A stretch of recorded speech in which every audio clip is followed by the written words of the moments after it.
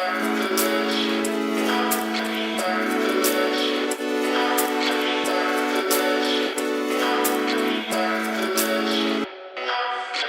is up, you guys? Welcome back to another one. If you are new to the channel, I am Gold Pony, and today we are in the new 2020 Honda Pilot, courtesy of Apple Honda in York, PA. They are getting a new building, by the way, so that's definitely exciting. But today we are in a super reliable 3-row SUV, and for those of you who don't already know, I've owned several Hondas in the past, so I am quite partial to them. So what do you say? Let's go ahead and just jump right into it, and as always, let's start with pricing. And so as expected, there will be several different trim levels for the 2020 Pilot. First one being the LX, starting at $31,550. Then you have the EX for $34,430. EXL for $37,860. Touring will start at $42,620. Then there is the Elite, which will start at $48,120. And lastly, the one we're in today, the Black Edition, starting at $49,620. And by the way, that is a new trim level for 2020, so I'm excited to be in that one for that reason. But for all of those trim levels but the last two, the Elite and Black Edition will come standard with all-wheel drive. For any of the other ones, that was pricing for the front-wheel drive. To add all-wheel drive to any of those trim levels, simply add $2,000 to any of those prices. But so then when it comes to the power plant, actually regardless of trim level, that power plant will be the same. Powering the 2020 Pilot will come from a 3.5-liter naturally aspirated V6, putting out 280 horsepower at 6,000 RPM, 262 pound-feet of torque available at 4,700 RPM. Power, like I said, is going to be sent to either front wheels or all wheels through Honda's intelligent all-wheel drive system, and that power is going to be sent to the ground through two different transmission options dependent upon the trim levels. So, for instance, if you go with the LX, EX, or EXL, you will get a 6-speed automatic. If you went with the Touring, Elite, or Black Edition, you will get a 9-speed automatic with paddle shifters, which of course you guys know we will be testing out in a little bit here. But regardless, when it comes to MPG numbers, they will differ ever so slightly between those two transmission setups. 18 in the city, 26 on the highway for the 6-speed, 19 city, 26 highway for the 9-speed automatic. But either way, the Honda Pilot will take regular unleaded fuel, aka 87 octane, so that's going to be nice and save you a little bit of money at the pump there too. But so you guys know what we have to do next. Since I've now rambled off all of those specs, let's do a quick little acceleration test with the paddle shifters. I want to see how quickly they react for us here, and let's see how quickly we can get this new 2020 Honda Pilot here up to speed. Wow. All right, I'm digging it. That felt pretty good for an SUV, actually. I'm quite surprised. Acceleration, definitely no issues with merging onto the highway. I do want to add something though. If you press that drive mode button again, that is actually a sport mode. So when I did that, it did immediately downshift for me. So it held the RPMs at a much higher level than it would otherwise, giving you more power on demand. As far as paddle shifters go, they were actually quite quick. I was kind of impressed. I played around with Honda's paddle shifters before and they haven't always been the quickest, but I gotta say, I'm pretty impressed with the Honda Pilot's paddle shifters, so well done, Honda. But so then to take it back out of that manual shifting mode, if you wanted to do that, simply just press that drive mode button once again, and that gives full control back to the Pilot. But to go along with that acceleration, as always, braking is equally important. And so up front, you will find 12.6-inch ventilated front discs. In the back, 13-inch solid rear discs. And as far as the braking feel goes, it's felt perfectly fine to me so far today, so definitely no issues there. Then touching a little bit on suspension and handling, up front, you're going to get a McPherson strut front suspension. In the back, a multi-link rear suspension, front and rear stabilizer bars, of course. And as far as the ride quality goes, it is pretty much as expected, so it's definitely soaking up Pennsylvania's road imperfections quite nicely. So right on par with the other SUVs in its class, no issues there. As far as steering feel goes, it actually feels pretty good. I would say a little bit heavier of a weight than some of the other 3-row SUVs that I've tested, which is a good thing in my opinion. So steering feel is definitely quite nice as well. But one of the best parts about the driving dynamics, at least in my opinion, is in Pennsylvania we do get some snow every now and then in the winter and the fall actually as well. So I do want to mention there are some traction management drive modes that come standard on the 2020 Honda Pilot. This is an awesome thing, giving you normal, of course that's what it defaults to, but there's also snow, sand, and mud. Emphasis on snow, at least for us Pennsylvanians here. That's pretty cool. But by simply pressing that button, that will give you a couple different options there, and that's essentially going to adjust the throttle response, shift points, and the all-wheel drive system engagement as well. Touching on cabin noise a little bit, it is definitely a quiet ride on the interior here. The only thing that you may be hearing is the air conditioner because it is getting a little bit hotter, so I wanted to have that on, as well as the ventilated seats also cooling me down quite nicely. But nonetheless, cabin noise is definitely quite nice. And I did want to mention, contributing to that, if you were to go with the EXL trim level and up, you will also get acoustic glass on the windshield, so that is going to help absorb some of that exterior sound as well. So that is definitely a plus in my book. But then touching on visibility a little bit, I will say there are some third row headrests. If you have them up, they will hinder visibility ever so slightly. But other than that, quite honestly, the general rule is the more boxy of an SUV it is, the better visibility you're going to have. So comparatively speaking to some of the others in its class, visibility is definitely quite nice because of its shape. So that is a plus in my book. But now let's go ahead and make our way to the exterior on the 2020 Pilot, because like I said, we do have the all new trim level for 2020. I did want to touch a little bit on that, as well, of course, go over everything else about the exterior too. All right, so when it comes to the exterior of the 2020 Honda Pilot, since we have the black edition, let me just sum this edition up. As far as exterior styling goes, anywhere you would previously see chrome or silver accents, simply replace them with black accents, and you have the black edition, more or less, along with, of course, this cool black edition lettering in the front grille. That is of course, another addition to the black edition, as expected. But anywho, putting this specific trim level aside, up front you will find LED low beam headlights for every single trim level with the automatic feature, meaning when it starts to get dark out, the headlights will turn on automatically for you there. LED fog lights are going to come standard on the EX trim level and up, and that is of course going to be found just below there. But full LED headlights are going to come with the Touring trim level and up. That is LED low beam and high beam, and the housings for the headlights are actually going to differ slightly as well, depending if you go with the full LED headlights or the low beam LED headlights. So what you are looking at right now, of course, is the full LED headlight housing look. So I did just want to mention that. So LED daytime running lights will also come standard, and of course front and center you will find that super large Honda logo. Definitely looks good up there. But now let's go ahead and make our way to the side on this one. Taking a look up top, roof rails are going to come standard with the Touring trim level and up. That is, of course, what you were looking at right now. Just below that, rear privacy glass, that is going to come standard for every single trim level. Chrome window surrounds are going to come standard for every single trim level, but the black edition. So therefore, you are seeing black window surrounds on this one, as opposed to the chrome that you would typically otherwise find. But taking a look at the side mirrors, body colored power adjustable side mirrors will come standard on every single trim level.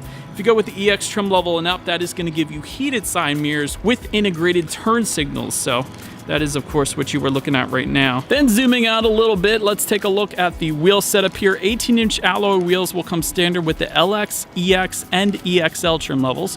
20-inch alloy wheels are going to come with the Touring, Elite, and Black Edition. And of course, those three trims, of course, will vary slightly in design, but they will all be 20 inches as far as the size goes.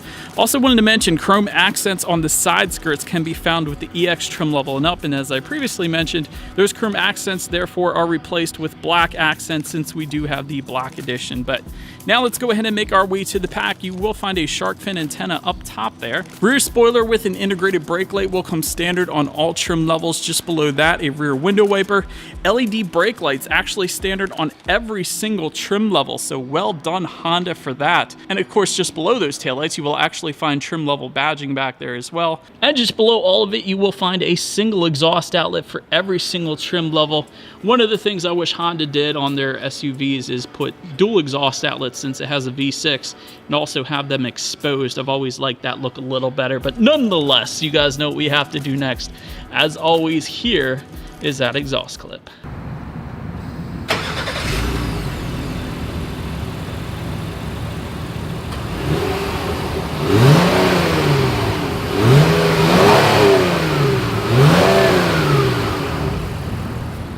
And so, but now since we are around back, when it comes to opening that rear liftgate, there is a power tailgate if you were to go with the EX trim level and up, and a hands-free tailgate if you went with the Touring trim level and up. So that is definitely pretty nice as well. And you can actually push the button on the key fob. That is another way you can open that up if you wanted to. But once opened up, as far as cargo capacity goes, behind that third row, you're going to find 16.5 cubic feet.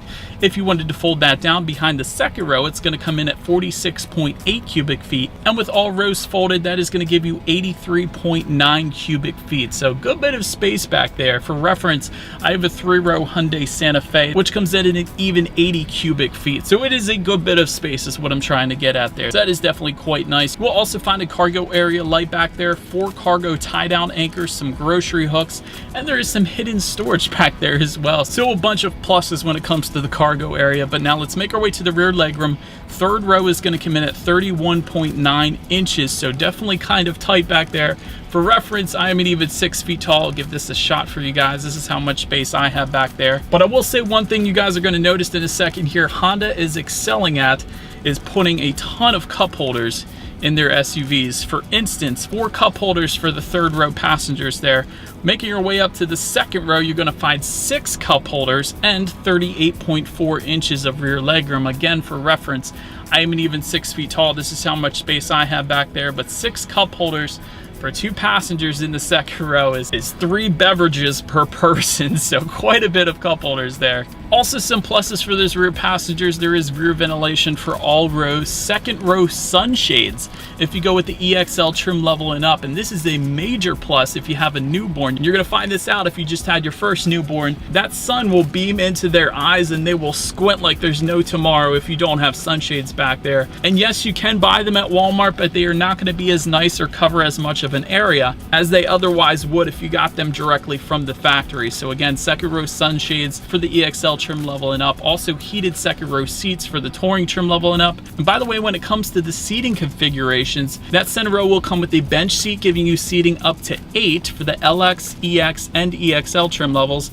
And it will come with captain's chairs, aka seating for 7 if you were to go with the Elite or Black edition. But I left a trim level out there. The touring trim level can actually be had either way with a bench seat or the captain's chairs, in case you were curious. But there is of course plenty of hookups back there, including a 115 volt power outlet. So girls, you could literally plug in a hair dryer in that 2nd row if you wanted to, which is kind of funny. But also USB charging ports back there, auxiliary port. There's a ton of connection hookups. But perhaps the coolest part is the rear entertainment system can be found with the touring trim level and up, and that is going to fold down from the roof. And of course you could play Blu-rays on that if you wanted to, but you can also connect it to your smartphone to play YouTube videos if you wanted to. For instance, some car reviews maybe from YouTube on that rear entertainment system or whatever. But anywho, I did think that was pretty cool. But now making your way to the front seats, cloth seating is going to come with the LX and EX trim levels. You will find leather seating if you went with the EXL trim level and up.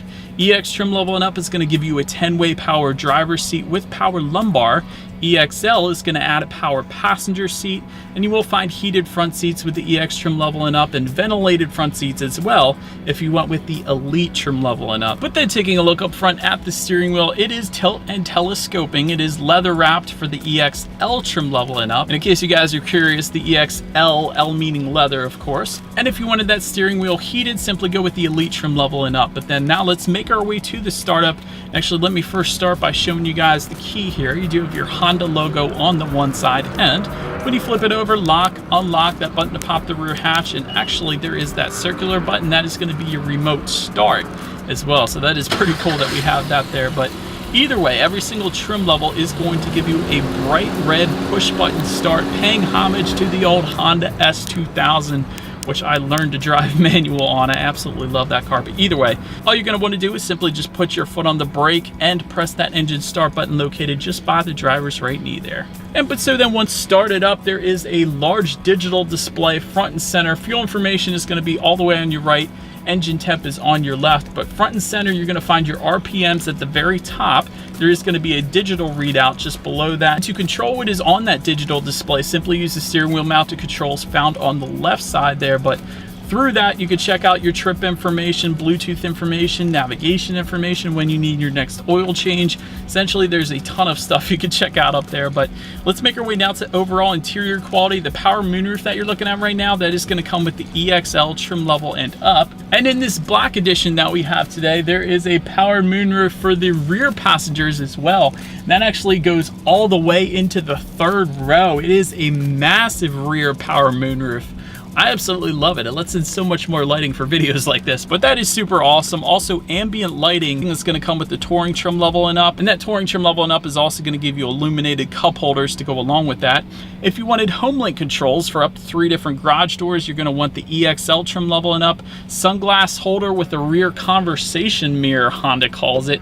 That is an interesting name for that. That is going to come with the EX trim level and up. And essentially that conversation mirror that is like the school bus mirror where you can kind of spy on the rear passenger. So that's going to be there for you. Tri-zone climate control is going to come with the EX trim level and up. And of course, since we have the black edition, there are plenty of black accents throughout this one, including black edition lettering at the top part of the seats.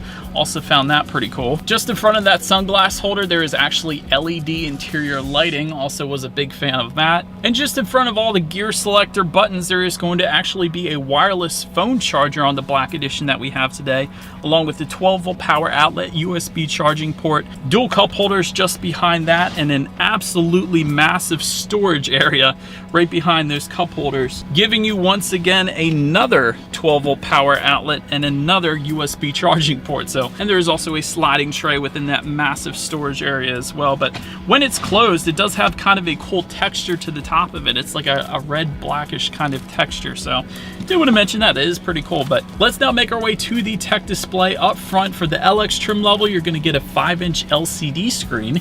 If you went with the EX trim level and up, however, you will find an 8-inch high-resolution color touchscreen display, which of course is what you're looking at right now. But either way, you will still get Bluetooth and audio streaming regardless of what screen size you go with. But if you went with this 8-inch color touchscreen display, you're going to also get Android Auto and Apple CarPlay, and that's the one that you want to get because that gives you free navigation through your smartphone as well as the ability to like and dislike your Pandora songs up there. And if you wanted factory navigation, if you live in the mountains, maybe go with the Touring trim level and up. And you can, of course, check out your radio settings up there as well. And by the way, when it comes to the sound system, you will find 7 speakers with a subwoofer and 215 watts if you went with the LX, EX, and EXL. However, if you went with the Touring trim level and up, you're going to get a 10-speaker sound system with the subwoofer, 590 watts, which pretty much means that we do have to test this one out today. So what do you say? Let's go ahead and turn on the radio here, see what we got playing this morning, and let's test out the clarity of this one.